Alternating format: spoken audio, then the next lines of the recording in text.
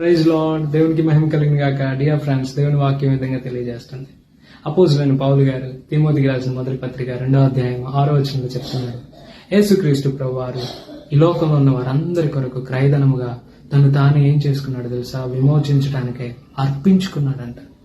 ఎవరైనా ఒక వ్యక్తి దొంగతనం చేసినప్పుడు ఆ వ్యక్తిని బంధించి ఆ వ్యక్తి దగ్గర నుంచి నష్టపరిహారాన్ని పొందుకుంటారు. అలాగే పాపం చేసిన ప్రతి ఒక్కరు ఆ పాపం నుండి విడిపించబడాలంటే సాతానికి మరి రుణం ఇవ్వాలి కదా. అయితే ఏం చేయాలి మరి? ఈ లోకంలో ఉన్న ప్రతి ఒక్కరు అనుకుంటా ఉంటారు, నేను పాపం చేస్తున్నానా?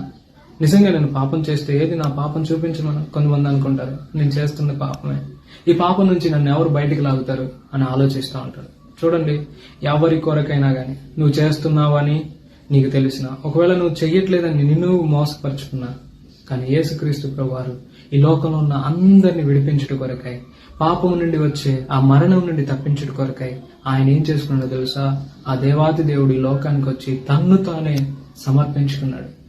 నా కొరకై ఏం చేశాడో తెలుసా? ఆయన సిలువలో ప్రాణత్యాగం చేశాడు.